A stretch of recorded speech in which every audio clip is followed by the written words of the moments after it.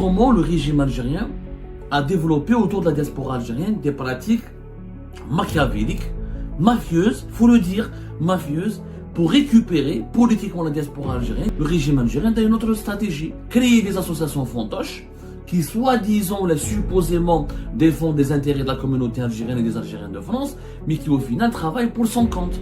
Comme un exemple, l'association Ouessir. Et l'association Ouessir à la Grande Mosquée de Paris est un scandale en soi. Elle a été totalement déviée de sa vocation.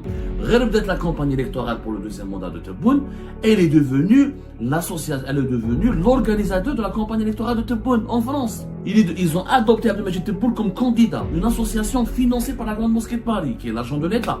C'est un levier pour la campagne, pour la propagande du régime Tebboune. Et finalement, c'est devenu une association politique. Elle a utilisé des fonds publics, elle a utilisé l'image de la Grande Mosquée de Paris, qui est censée, la Grande Mosquée de Paris, elle est censée être une institution neutre, où je dirais la Grande Mosquée de Paris, la campagne électorale d'Abdelmajid Tebboune. Voilà une grande manipulation autour de la diaspora algérienne. Et il n'y a pas qu'à Ouessir, il y a une autre association qui a été créée qui s'appelle Diaspora. Le sujet qui est aussi important, c'est comment le régime algérien a développé autour de la diaspora algérienne des pratiques machiavéliques, mafieuses, faut le dire, mafieuses, pour récupérer politiquement la diaspora algérienne et pour faire croire à l'opinion publique nationale et à l'opinion publique internationale que la diaspora algérienne roule pour le régime Tebboune, soutient le régime Tebboune, elle est acquise à la cause du régime Tebboune et elle ne critique pas le régime Tebboune, alors que la diaspora algérienne, je vous le rappelle, elle était à l'avant-garde, sur le front, lorsque le Hirak a éclaté en février 2019, même quand le Hirak a été tué dans l'œuf et réprimé brutalement et durement en 2021 jusqu'à 2022-2023, la diaspora algérienne, les collectifs de la diaspora algérienne en France, notamment à Paris, ont continué à porter les combats et les revendications du Hirak à travers des rassemblements, des conférences, des rencontres. Aujourd'hui, malheureusement, ces collectifs ont fait l'objet aussi d'une répression inédite.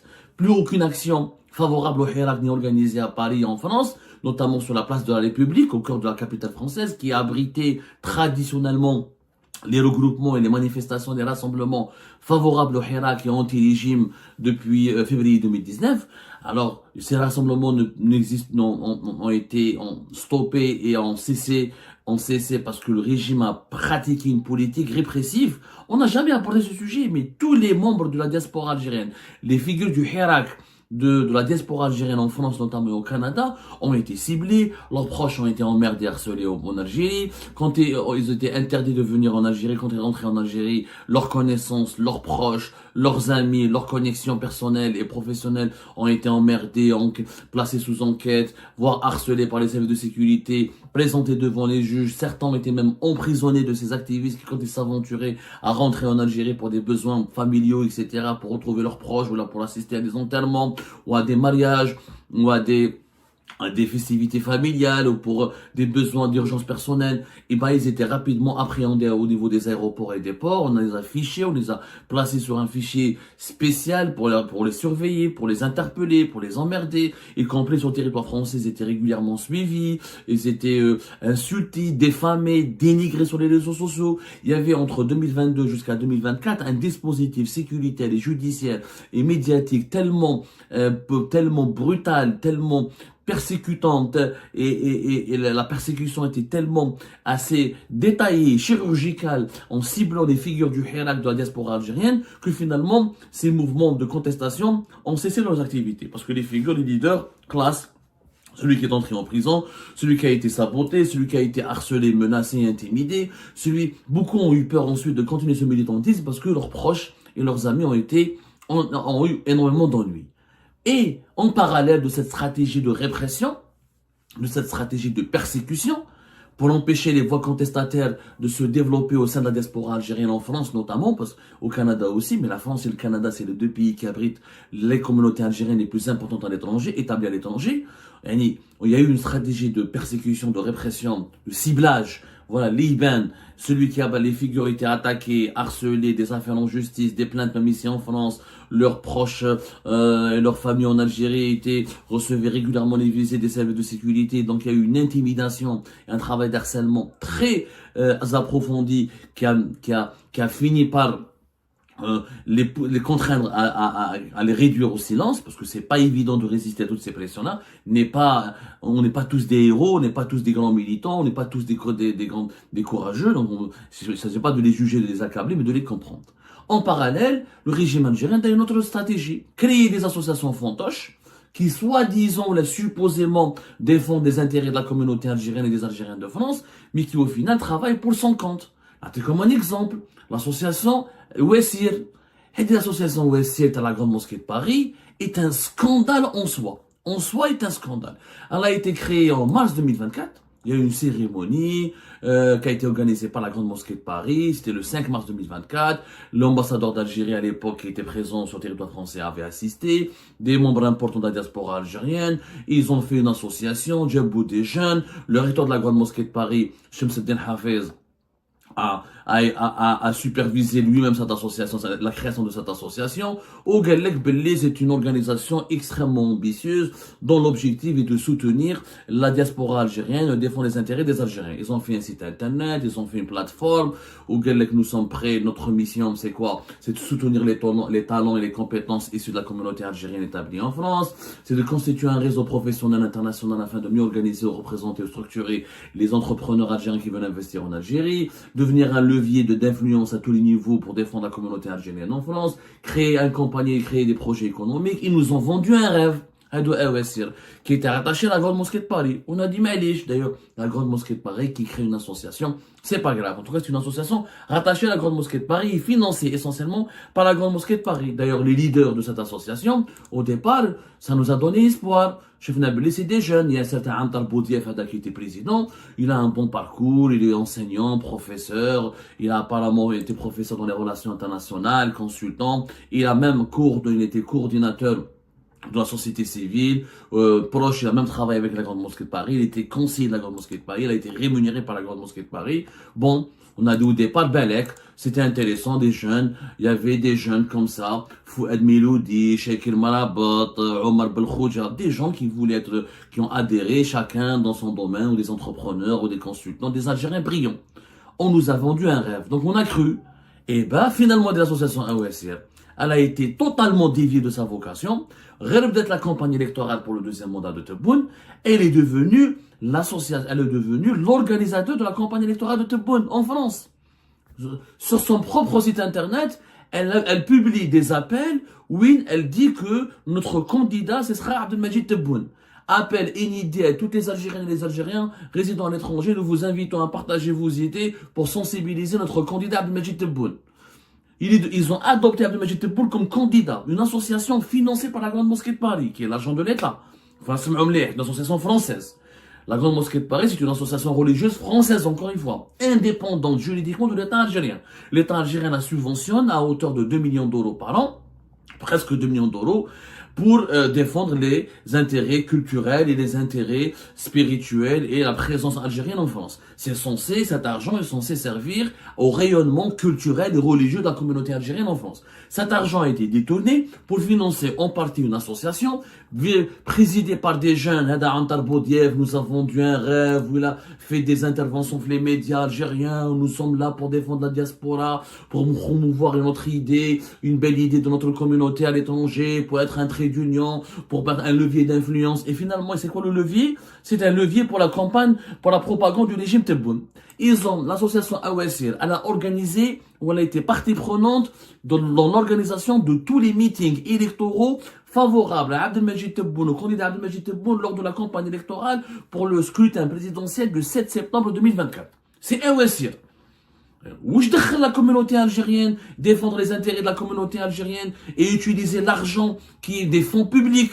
C'est des fonds publics. Le cas de la Grande Mosquée de Paris, elle est soutenue par des fonds privés. C'est un moindre mal. C'est des fonds publics donnés par l'État algérien, qui est le principal bailleur de la Grande Mosquée de Paris. La Grande Mosquée de Paris, elle a d'autres revenus depuis la certification halal dont elle détient l'exclusivité pour la certification halal des viandes importées par l'État algérien depuis le marché européen. Ça, c'est un sujet sur lequel nous sommes en train d'enquêter. On vous prépare une belle émission pour vous expliquer l'opacité, les mécanismes extrêmement inquiétant et opaque, pour ne pas dire machiavélique, pour gérer ce business du halal avec l'État algérien. Donc c'est des fonds publics, c'est des dépenses publiques, c'est de l'argent public qui a servi à financer une association qui au départ nous a arnaqué, elle a vendu aux diaspora, elle a fait croire à la diaspora algérienne qu'elle est là pour défendre ses intérêts, ses droits et pour promouvoir une belle image de la diaspora algérienne et des projets intéressants pour l'Algérie depuis grâce à l'implication de la diaspora algérienne en France. Et finalement c'est devenu une association politique. Elle a utilisé des fonds publics. Elle a utilisé l'image de la Grande Mosquée de Paris, qui est censée, la Grande Mosquée de Paris, elle est censée être une institution neutre, où je décris la Grande Mosquée de Paris, la campagne électorale d'Abdelmajid Tebboune. Nous avons été le seul média à l'époque qui en ont parlé. هضرنا عليها في Algérie Part. وقلنا باللي en pleine campagne électorale في الموis d'août, on a sonné l'alarme, on a قلنا يا جماعة الخير على نوبليس ما تدخلش la Grande Mosquée de Paris, ما تدخلوش la Grande Mosquée de Paris la campagne électorale. C'était le 27 août 2024. Des personnalités politiques françaises plus la Grande Mosquée de Paris égale le deuxième mandat de Tebboune. On a été le seul à en avoir parlé. On a même sorti, on a montré des SMS envoyés par l'association Awasir qui mobilise ses adhérents. L'association des Awasir, présidée par Antal Boudief, où il y avait des jeunes intéressants qui menaient une batata hadi, ou des jeunes qui ont des parcours intéressants. Finalement, ils ont été manipulés, instrumentalisés par le régime algérien.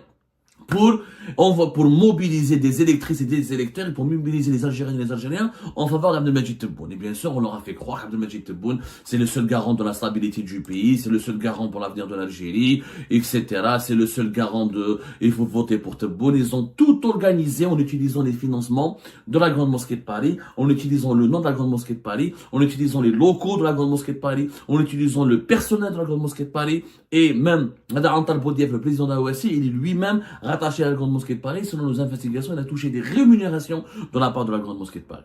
À l'époque, nous avons envoyé un mail à la Grande Mosquée de Paris pour leur dire pourquoi vous vous êtes impliqués dans la campagne électorale de Tebboune. Est-ce que c'est légal? Est-ce que c'est moral? Est-ce que vous avez le droit? Est-ce que vous vous posez des questions? On n'a eu aucune réponse.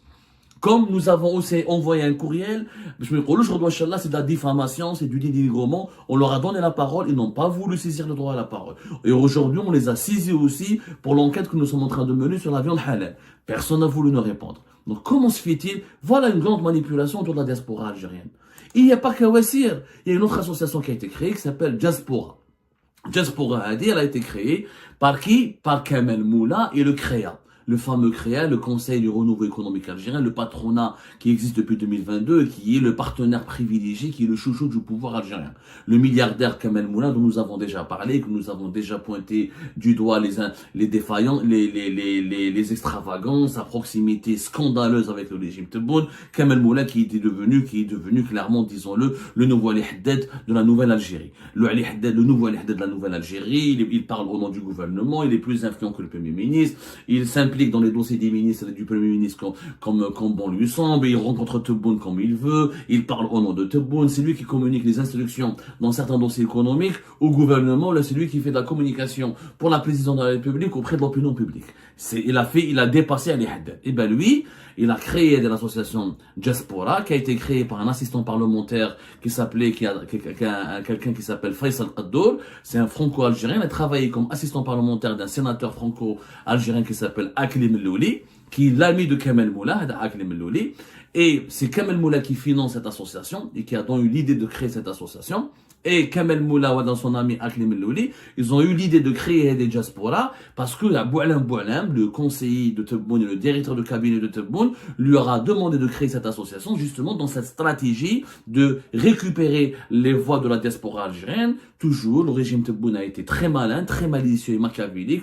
On casse les figures du Hirak, on casse les associations favorables au Hirak au sein de la diaspora algérienne, on les divise, on s'attaque avec une répression inédite contre leurs figures et contre leurs leaders, et on crée en parallèle des associations fantoches qui sont là pour soi-disant faire du bien et défendre le bien et commun de la communauté algérienne, et finalement c'est juste pour défendre le régime algérien. Diaspora Hadi, c'est exactement comme Awasir. C'est une coquille vide qui a été créée juste pour soutenir Abdelmajid Tebboune, sa deuxième mandat, soutenir la voix du pouvoir algérien, faire du lobbying pour le pouvoir algérien. Ils sont là pour défendre le pouvoir algérien. Ils sont pas là pour défendre la diaspora algérienne.